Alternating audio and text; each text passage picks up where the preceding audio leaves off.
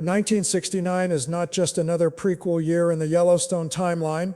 It is the moment where everything finally connects. This is the story that turns the Dutton legacy from legend into destiny.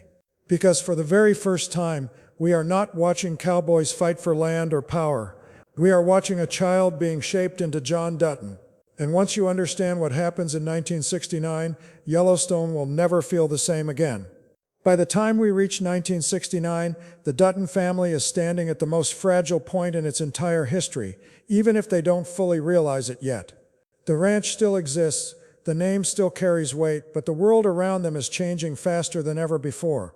America is breaking itself apart with war, protest, and cultural rebellion, and even in the quiet isolation of Montana, the Duttons cannot escape that pressure. This is the year where the old rules start to crack, and young John Dutton is right in the middle of it.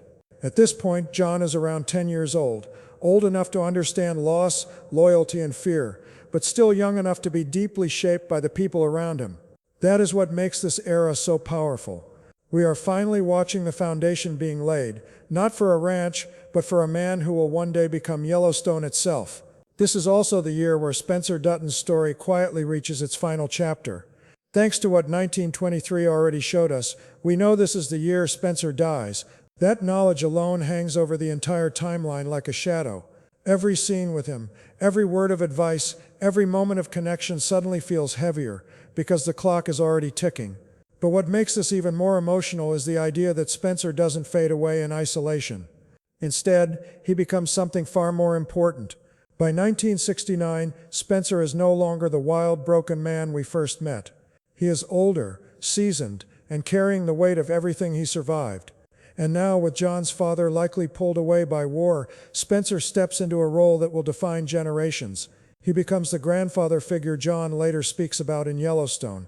The man who teaches him what the land means, what sacrifice looks like, and why the ranch is worth any price. At the same time, the absence of John's father is not just emotional, it is symbolic. The Vietnam War is not some distant headline in this story. It is a force that reaches directly into the Dutton home.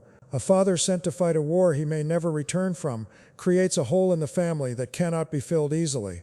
That loss, whether it happens on screen or in the background, becomes one of the first deep scars John carries with him. This is where his rigid sense of duty begins. This is where the idea of protecting the ranch at all costs stops being romantic and starts being personal. For John, the land is no longer just inherited, it is all he has left. But what truly makes 1969 the missing piece of the franchise is not just Spencer or the war, it is Elizabeth. She is still alive, still connected to the Dutton bloodline, and still carrying a truth that was deliberately left unresolved in 1923. Her pregnancy was never addressed by Kara, for a reason. That silence was not a mistake, it was a setup. Elizabeth walking away while pregnant creates a ticking time bomb that finally explodes in this era. Because if Elizabeth returns, she does not return as the scared young woman we once knew. She returns as a mother, and that changes everything. Her presence alone would instantly put John's inheritance into question. Suddenly, the future of the ranch is no longer clear. Authority is challenged for the first time from inside the family, not from outsiders. This is the original fracture in Dutton history. The first moment where blood turns against blood, not out of hatred, but out of belief. Belief in what is fair, belief in what is owed, belief in who truly belongs. This is where the emotional blueprint for Beth and Jamie is born, long before either of them ever exists. 1969 is where Yellowstone stops being a story about land disputes and becomes a story about identity. It shows us that John Dutton was not born unbreakable. He was built, slowly and painfully, through loss, silence, and impossible choices. And once this chapter is fully revealed, the man we meet in Yellowstone no longer feels mysterious. He feels as 1969 continues to unfold. The emotional weight surrounding young John Dutton only grows heavier, because this is the stage where lessons stop being spoken and start being lived.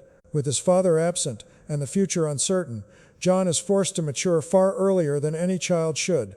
The ranch becomes his classroom, and survival becomes his education. Every early morning, every silent ride across the land, every moment spent watching adults make impossible decisions begins shaping how he sees the world. This is where John learns that love in the Dutton family is rarely expressed through words. It is shown through responsibility, through endurance, and through staying when walking away would be easier.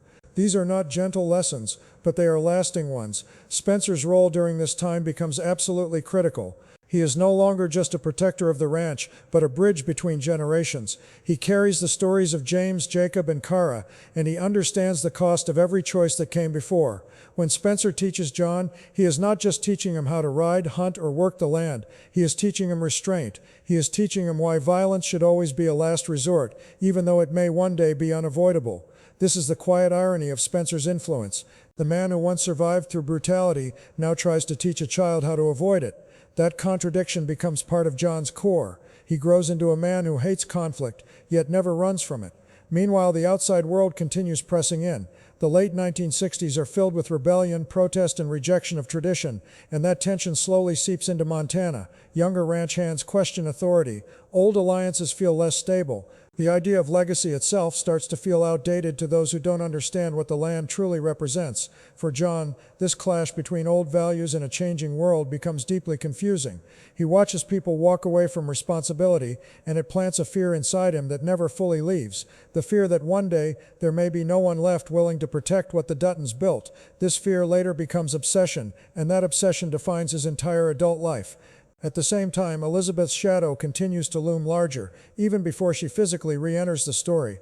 Rumors, unanswered questions, and buried truths begin to resurface. John senses that something about his family history is being kept from him, and that unspoken tension creates distance and mistrust. Children feel secrets long before they understand them, and John is no exception.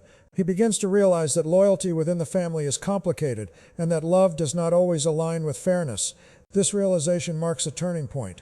From this moment forward, John stops seeing the ranch as something shared equally. He begins to see it as something that must be defended, even from his own blood. The emotional pressure reaches its peak as Spencer's health starts to decline. Age and years of survival finally begin to catch up with him. For John, watching Spencer weaken is his first real encounter with mortality. This is not a sudden tragedy, but a slow, painful goodbye that teaches him another cruel truth.